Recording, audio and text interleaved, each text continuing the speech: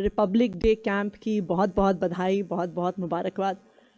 और अपनी बात शुरू करने से पहले मैं ये ज़रूर कहूँगी कि आज जो एनसीसी कैडेट्स का चाहे कल्चरल परफॉर्मेंस हो, चाहे उनका बैंड का परफॉर्मेंस हो, चाहे उनका मार्च पास्ट हो, मुझे इन सारे यंग कैडेट्स को देख के आज ना सिर्फ गर्व है पर मैं आप सबसे बहुत इंस्पायर्ड हूँ। So a big round of applause for all these young cadets.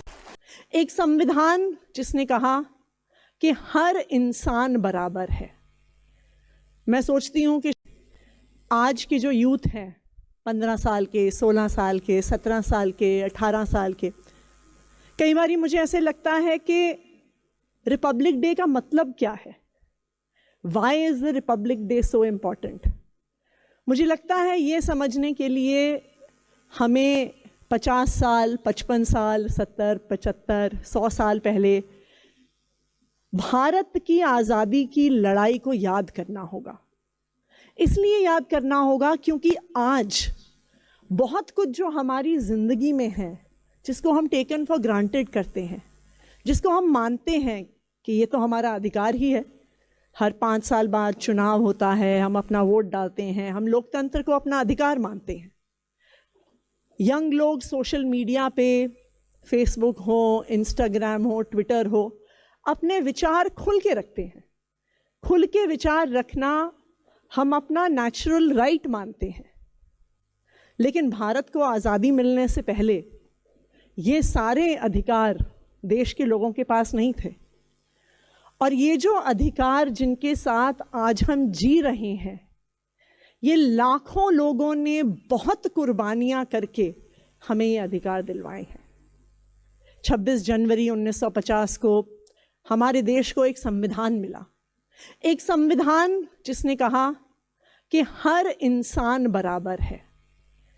मैं सोचती हूँ कि शायद जब भारत का संविधान बना, भारत ने लोकतांत्रिक अधिकार जब देश के हर व्यक्ति को दिए, शायद दुनिया में बहुत सारे और भारत से डेवलप्ड देश थे जहाँ पे हर व्यक्ति के पास बराबर के अधिकार नहीं थे।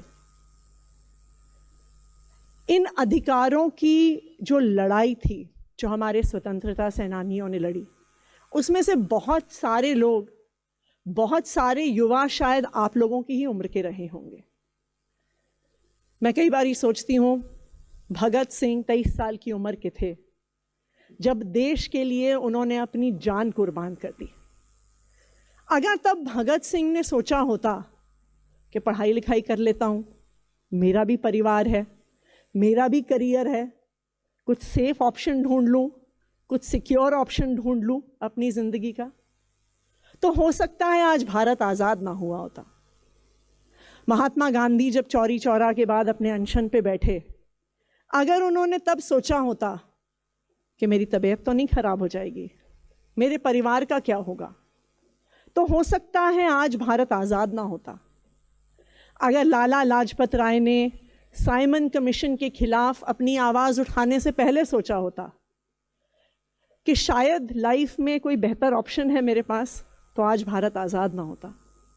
महात्मा गांधी, भगत सिंह, लाला लाजपत राय, चंद्रशेखर आज़ाद, ये तो वो नाम हैं जो हम सब जानते हैं। लेकिन इन नामों के पीछे हजारों लाखों ऐसे युवा थे, महिलाएं थीं, बुजुर्ग थे, जो अपने घरों से बाहर निकले सिर्फ एक मकसद के लिए कि हमें अपने देश को आज़ादी दिलानी है, कि हमारे देश के हर बच्चे के पास, हर युवा के पास अपनी आवाज़ रखने का, अपनी बात रखने का मौका होना चाहिए। उन्होंने कुर्बानी दी इसलिए कि हमारे देश के हर इंसान को लोकतांत्रिक अधिकार होने चाहिए, बराबरी के अधिकार होने चाहिए। उन्होंने सपना देखा भारत के लिए। आज 2025 में 50 साल हो जाएंगे भारत को अपना संविधान मिले। लेकिन मुझे ये लगता है कि इन 75 सालों के बाद भी संविधान के सपने को, आज़ादी के सपने को पूरा करने के लिए हमें कुछ और दूरी जाना ज़रूरी है। 1947 से लेके आज तक भारत बहुत आगे बढ़ा है, लेकिन अभी भी हमारे आज़ादी के कुछ जो हमारे स्वतंत्रता सेनानियों के सपने थे, हमारे संविधान लिखने वालों के जो सपने थे, शायद आज के भारत को अगर वो देखें तो उनको लगेगा कि अभी भारत को कुछ दूर जाना ज़रूरी है। आज भी हमारे देश में ऐसे लोग हैं जिनको रात को सोने से पहले खाना नहीं मिलता। आज भी हम पढ़ते हैं कि देश के कुछ ऐसे हिस्से हैं जहां डॉक्टर के पास जाने के लिए कोई अपनी पत्नी को 20 किलोमीटर अपनी पीठ पे उठा के लेके गया। देश में कई ऐसे बच्चे हैं जिनको अच्छी शिक्षा नहीं मिलती। देश में कई ऐसे युवा हैं जिनको नौकरियां नहीं मिलती। तो मुझे ये लगता है कि जो हमारे स्वतंत्रता सेनानी थे, जो हमारे संविधान के लेखक थे, वो हमारे देश को बहुत दूर लेके आए। उन्होंने उसके लिए बहुत कुर्बानियां दी। लेकिन अब समय है कि हम सब, और खास करके आप लोग जो देश के युवा हैं, देश को आगे लेके जाने की, संविधान के सपने को पूरा करने की, स्वतंत्रता सेनानियों के सपना पूरा करने की जिम्मेदारी हम सब लोग हैं।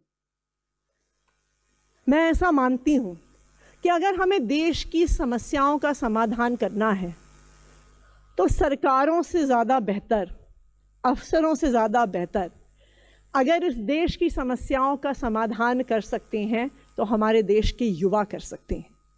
और आज एनसीसी के ऐसे young, bright, confident, disciplined youth को देख के मुझे इस बात का भरोसा है कि अगर हमारे देश की समस्याओं का कोई समाधान कर सकता है तो आप लोग कर सकते हैं। मैं सोच रही थी अभी जब कुछ कैडेट्स से बात कर रही थी कि ये उम्र ऐसी होती है यूथ के लिए जब हमें बहुत डिस्ट्रैक्शंस होती हैं। आजकल मोबाइल फ़ोन के माध्यम से पूरी दुनिया हमारे हाथ में है। सोशल मीडिया हो गया, नेटफ्लिक्स हो गया, हम घर से बाहर निकलते हैं, बहुत सारी चीज़ें हैं जो हमारे युवाओं का ध्यान खींचती हैं। लेकिन ये प्रेरणादायक है, ये इंस्पायरिंग है कि इतने ठंड के मौसम में, और मैं ये कुछ कैडेट से पूछ भी रही थी कि हो सकता है कि उनके भाई बहन, हो सकता है उनके दोस्त अपने घरों में, अपने राज्यों में शायद रज़ाई के अंदर घुस के अपने फ़ोन पे नेटफ्लिक्स देख रहे हों, लेकिन हमारे ये यंग कैडेट्स अपने कॉन्फिडेंस, अपने डिसिप्लिन और अपने हार्ड वर्क के साथ आज इस रिपब्लिक डे कैंप में पार्टिसिपेट कर रहे हैं। और मुझे लगता है कि यही ट्रेनिंग, यही डिसिप्लिन अगर हमें लाइफ में कुछ भी अचीव करना है तो ये उसके लिए बहुत महत्वपूर्ण है। मेरी तो बस आप लोगों से यही रिक्वेस्ट रहेगी, मेरी यही आप लोगों से अपील रहेगी कि जो हमारे देश का भविष्य है, जो हमारे देश की दिशा है कि हमारा देश किस ओर जाएगा, कितनी तरक्की करेगा, क्या हमारा देश अपने आखिरी नागरिक की हर समस्या का समाधान कर पाएगा, क्या हमारा देश अपने हर बच्चे को अच्छी शिक्षा दे पाएगा, क्या हमारा देश अपने गरीब से गरीब नागरिक को अच्छी हेल्थ केयर की फैसिलिटी दे पाएगा, क्या हमारा देश अपनी हर महिला को, हर लड़की को सुरक्षा दे पाएगा। इन सब सवालों का जवाब आप लोगों के हाथ में है। और मैं ये उम्मीद करती हूँ और मुझे ये भरोसा भी है कि जो एनसीसी से आप लोग डिसिप्लिन, जो आप एनसीसी से एक देश प्रेम की भावना, समाज को सर्व करने की जो भावना आप लेके जा रहे हैं, मुझे इस बात का भरोसा है कि आप लोगों के हाथों में हमारे देश का भविष्य सुरक्षित है। और अगर आप जैसे यूथ इतनी मेहनत से, इतनी डिसिप्लिन से आगे बढ़ेंगे तो हमारे देश को दुनिया में नंबर 1 होने से कोई नहीं रोक सकता। एक बारी फिर एनसीसी के सभी कैडेट्स को, सभी ऑफिसर्स को इस रिपब्लिक डे कैंप के अवसर पर बहुत बहुत बधाई, बहुत बहुत मुबारकबाद, and all the best to all the cadets. Thank you.